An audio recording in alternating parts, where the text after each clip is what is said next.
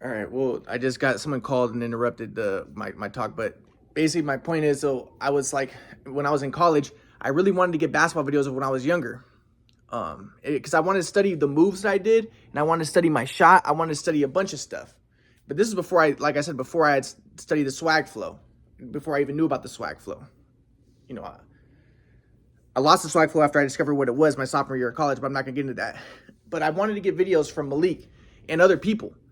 But I remember I texted Malik on Facebook and I was like, hey man, we were really good when we were younger, huh? And he's like, yeah, and I wanted to ask him, but I was too afraid. And again, like my grandpa would be like, well, that's your fear and you weren't in the flow. You're trying to make things happen. But in my mind, this is what I told myself. I said, I knew it. My whole life, I knew that I was going to discover something huge.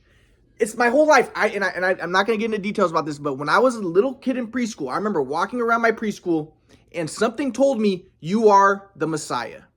And I'm not saying that I am, I'm not saying that I'm not, but something told me that. And how, as a preschool kid, would I even know what a Messiah was? How can I even know that? But it was very clear to me, and I knew what it was. It's like, you're the Messiah. And I'm like, okay. And it explained, I'm not going to go into details, but it explained what it meant to be the Messiah, like why I am the Messiah. And I'm not going to go into details about that because I don't want to make things weird. But my whole life, I lived like that. So I knew something big was going to happen. And that seems crazy, but I knew something huge was going to happen my whole life. And that's why I never drank alcohol. That's why I never did a lot of stuff, because I knew something big was going to happen. So when I discovered the quadrant model and the theory of everything, in my mind, I was like, I always knew this was going to happen. I always knew it. So I was like, okay, whatever. I discovered the theory of everything. I knew it was going to happen my whole life, something. I didn't know exactly that was going to happen, but I knew that something like that was going to happen my whole life. I always knew it. So when it happened, it was like, I already knew this was going to happen. But that's why I didn't ask Malik yet for the basketball videos, because in my mind, I was like, I'm about to be really big. And one thing that I thought I was going to be really big in was rap, because I had started, at the time I was making a lot of my music into tape recorders. And they weren't that good at rap music, but I thought that was really good back then. But again, like those tape recorders ended up being lost. My mom threw them away. I don't know what happened. But I made a lot of video raps into tape recorders, but they weren't that good back then because they were manufactured, and it wasn't the flow necessarily. But then it was when my tape recorder broke one day, and my dad came and he was going to fix my tape recorder. This was in college. The one time my dad visited for Thanksgiving. Like I said, this is before my dad and mom threw me to the side after I showed them the quadrant model. So he came to visit. It was a normal Thanksgiving, and that was when I started my free writing style, and I wrote some amazing raps, and that was when I developed that technique, and I used the paper and pen as opposed to tape recorder. But anyways, I also thought maybe I was going to get big. I thought I would be big in rap music, and I knew that I was going to discover something huge. I knew I was going to be famous. In my mind, I was like, I'm going to be famous, I'm going to be huge, and once that happens, then I'll ask Malik. Then I'll ask everybody for the basketball videos, because in my mind, I was like, because at that time I was like, nobody knew what happened with the shoot away machine. At that time, I don't even think I knew that it was a shoot away machine that messed up my shot. It was only when I started studying videos that I figured that out. This was like my freshman year of college. I think it was my sophomore year when I was looking at videos that I figured out that it was a shoot away machine that messed up my shot. But at that time I was like, I wanted to get videos. I wanted to fix my shot. I wanted to study the moves I did back then. So I was like, I wanted to ask Malik, but I told myself, wait till you get big. You're going to get big soon. I knew it was going to happen soon. Somehow I knew the quadrant model was going to happen. I didn't know what it was. I didn't know the quadrant model yet, but I knew something like that was going to happen. So I was like, once I get big with my rap music, with the other stuff, I knew something big was going to happen. Once I get big, once I get powerful, then I'm going to ask Malik for the basketball videos. And I'm going to ask everybody for the basketball videos. That's what I told myself. So then when I discovered the quadrant model, I was like, okay, good. But again, like my grandpa said, I had fear in myself. And maybe it was because I was abused. With the shoot-away machine, what's the shoot-away machine? All the abuse that I underwent. I didn't trust anybody. I didn't have my mom and dad's support. If I wanted to talk to my mom and dad about the shoot-away machine and all that stuff, but I knew that I wasn't allowed to talk about the past because my grandpa came in and he's like, oh, yeah, no talk about the past because if you're in the flow, you're in the eternal moment and you can never talk about the past because he didn't want me to talk about the abuse that happened. But my mom and dad had a contempt for me and a hatred, and it was difficult. So I was, at this point in my life in college, I knew that, I was abused. And after abuse, it's hard to move forward for the person who was abused and for the abusers. And that was my case. That's what was going on with me in college. And I wanted to move forward, but it was more difficult for my parents. And I think that my parents had post-traumatic stress disorder for all the abuse they did to me after the shoot-away machine. But, I would like to have their support, but I knew that they had hatred for me because of all the stuff that happened in high school. I'm going to get more into details about that. Like I said, my mom was like, my mom thought, she basically hated me. She thought like that there was something wrong with me, but, she thought that something happened to my shot and she thought it was my fault, but she didn't know it was a shoot away machine. And same thing with my dad, probably, because I haven't talked to my dad. But apparently now someone told me that my dad, like my uncle told me that my dad knows the shoot away machine did mess up my shot, but I haven't talked to my dad. I haven't talked to him I haven't really seen him since high school, really. I saw him like a few times in college, But anyways, I knew something big was going to happen, so I told myself, once the Quadra model gets big, then I'm going to ask Malik for the videos. I mean, not the Quadra model, because I didn't even know I was going to discover the Quadra model at that point. Once I get big, I knew something was going to happen and I was going to get big. So it's like, once that happens, I'm going to ask Malik, I'm going to ask everybody for my basketball videos. And then the next year, I'm writing those amazing rap music, and I discover the Quadra model, I'm doing all that. And then I'm thinking, I'm going to be a famous rapper. I'm going to be huge. I developed that freestyle writing style. And again, like, I didn't even know that it was good, but I read it to people and they're like, this is amazing. But it was all unconscious. It was all subconscious. Everything I did was free writing. I had no idea what I was doing. I didn't even know it was good. But then, like I said, in my mind, I'm like, okay, I'm going to be huge. I'm going to be a huge rapper. And I discovered the Quadra. I'm like, now I'm going to ask Malik, and now I'm going to get all my stuff. But then my mom threw away my raps because my mom and dad came to visit me sophomore year in college to help me move. And I showed my dad the Quadra model. My dad said, oh, this isn't the theory of everything. You have schizophrenia. This is a delusion. And I was like, what? No, I did discover the theory of everything. And then he left. My mom left. My mom was like, you're on schizophrenia. You need to take medicine. I'm like, I don't need to take medicine. You guys get out of here. So they left. They left me with all of my stuff. And I left a huge box of basketball videos. And I gave my mom my written raps, and she ended up throwing them away. She told me she thought they were schizophrenic writings. I would have been a famous rapper. And if I had basketball videos, if I could just study the basketball videos, the few that I had that time, I had a few, but again, like, it was complicated at that time because my grandpa was teaching me, like, well, if you're in the flow, you're not attached to anything. So at the time, like, I didn't even really care that I left the basketball videos. Like, I wanted to get basketball videos from Malik and stuff, but at the time, I didn't really care that much. It was like during that one period of time. So I left a huge box of like at least 30, 40 videos, amazing videos. So anyways, that happened. But like I said, but then after that, I started studying the videos that I didn't lose, and I started to study the swag flow, and I discovered the swag flow for the first time in my life. I'm not going to go into details because I don't want to make people think. But then when I discovered the swag flow, I'm like, I want to get more basketball videos, especially now. Because at the time, I wanted to get basketball videos because I wanted to study my moves and study my shot a little bit. And that was at the time when I discovered the shoot away messed up my shot, because I was looking at the videos of me picking the ball off the rack on the shoot away machine. But then I'm like, now I really want to get more basketball videos because I want to study the swag flow, especially. I'm not going to go into details. So then, but I couldn't talk to my mom and dad because my mom and dad already hated me. They thought I had schizophrenia at that point. I didn't. And they already hated me from high school because of the shoot away machine that happened. So now just put yourself in my situation. Put yourself in my shoes. I have no support anywhere. And I discovered the theory of everything, and I would have been a famous rapper, but my mom threw away my raps. But just put yourself in my shoes. I discovered the theory of everything, but I have no support. My mom and dad think I'm crazy. How would you feel? You need support in that situation. You need some help. You need people to be around you and support you, but I had none of that. So I'm putting myself in those shoes, which I was in those shoes, and I have sympathy for myself. And I have compassion for what I went through. And also, I'm not that smart. I'm a college student. I don't have all the wisdom that I have now. So I didn't know a bunch of stuff. So just put yourself in my shoes as a college student. You're 22 years old. You're not 22. I was probably like 19 or 20 years old. You discovered the theory of everything. And your family is against you. How are you going to feel? You need support. You need help. I didn't have it. I had come from a terrible abuse in high school because of the shoot away machine. But I wanted to get my basketball videos. That was the main thing. I wanted to get basketball videos. But I told myself, and again, my grandpa would say, you tried to make things happen. You weren't in the flow. But I told myself, first get big. You're going to get this Quadra model. It's going to be huge. Get big. And once you get big, it will ensure that you get those basketball videos. And then you could study the swag flow. Then you could study all that. So This is the first time I'd ever gone to Hillel. It was a Jewish thing, and this was my senior year of college.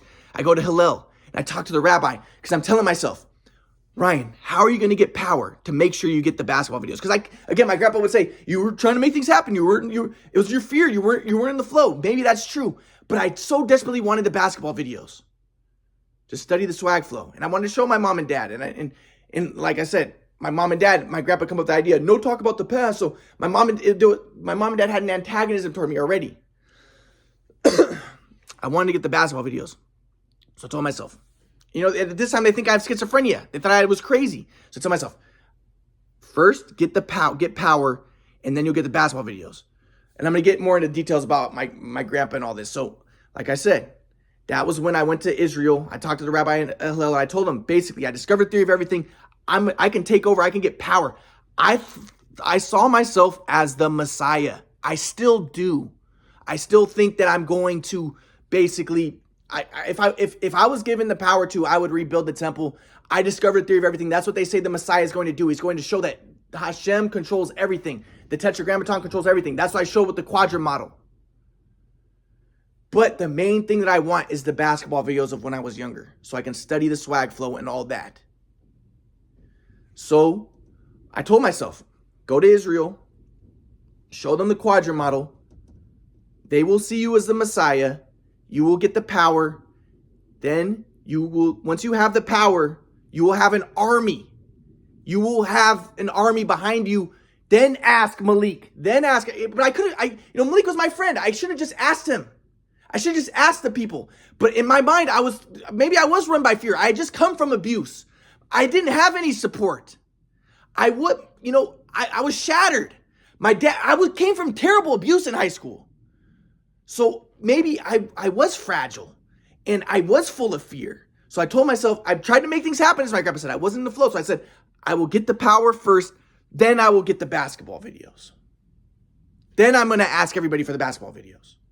And in my mind, again, maybe it's my fear. I thought to myself, because I thought if I just ask people now and they say no, then I'll never get the basketball videos, because they won't want to seem like a liar later.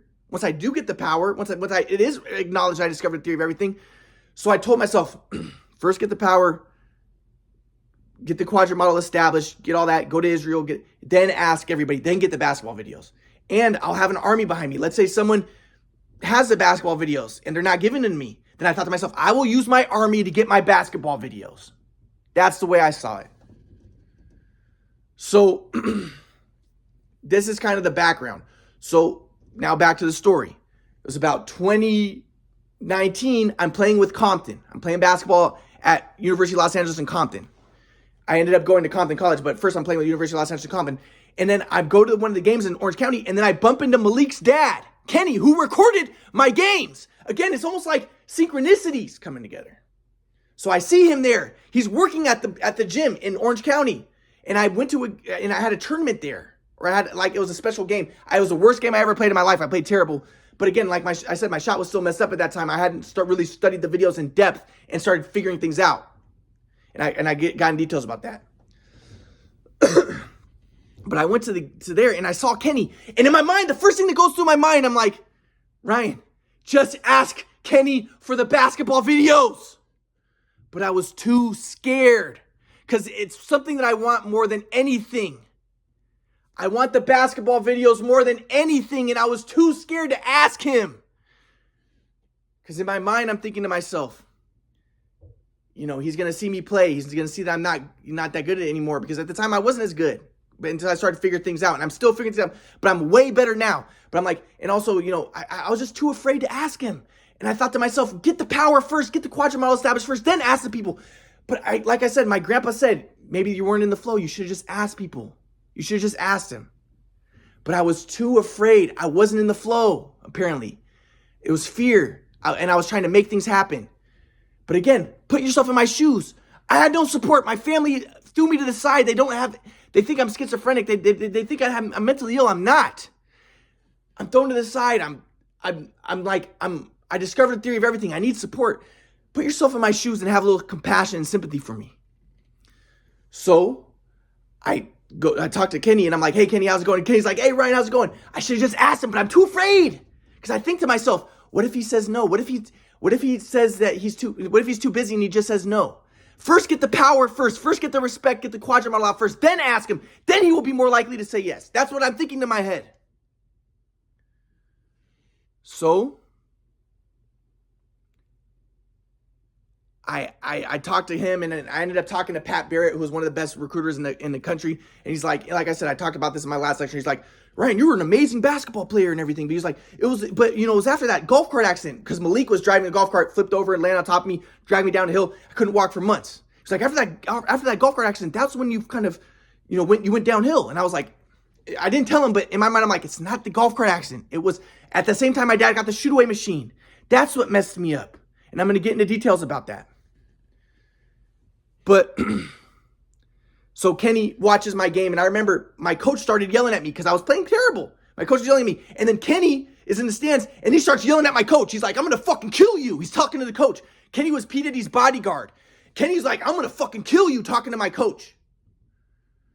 My coach is scared to death because Kenny's protecting me. I should have just asked him for the videos. He's on my side. But I was too afraid.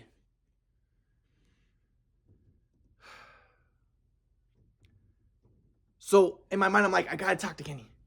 So, but I ended up leaving. Kenny ended up leaving the gym. My friends were like, dude, that guy almost killed our coach because our coach was yelling at you. But I played terrible, And then I'm even more embarrassed because I'm like, now Kenny thinks I'm a terrible player, and I'm like, And I was at the time, but I started figuring things out after I started studying the videos a lot. So then I remember I went to start playing with Compton College, and this is at the time when I started really fixing my shot, studying the videos in depth, and I started duplicating exactly what I saw with my shot. So I went to a game. Like I said, I was playing with Compton College, and they had the Drew League over there. And Brandon Jennings went to one of the Drew League games. And like I said, Brandon Jennings played on my basketball team with Malik when I was in the 7th grade, in 8th grade. So I was like, okay. I'm thinking I should ask Brandon, but again, I'm too scared. I'm telling him I got to get power first. And it's funny because I talked to this girl about it, and she's like, well, will Brandon even remember you? I'm like, dude, I was getting the MVP trophies. Brandon gave me one of the MVP trophies. Yes, he remember me. So I'm telling myself, you just got to ask him. This is what I want more than anything. My whole life. Ever since college, I've been wanting these videos.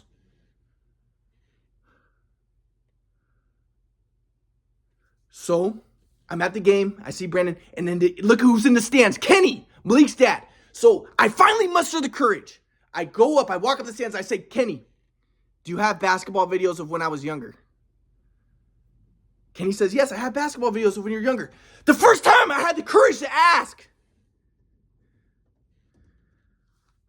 So this is what I've been obsessing about all day, every day for years, but I finally asked him. He said he had them. But I had a lot of fear. So I remember I was writing stuff on my Facebook. I mean, this has been an obsession for years, but I was trying to write stuff to get him to help me get the basketball videos. I don't know, like trying to scare people about how powerful I'm going to be. Like I said, because that's something I've been obsessing about, this fear, this desire for these videos for so long. Anyways, I tried to call Kenny, but then this is when the pandemic hit and he stopped responding, and he wasn't responding. And I think it was also because I was writing weird stuff on Facebook, but he didn't respond.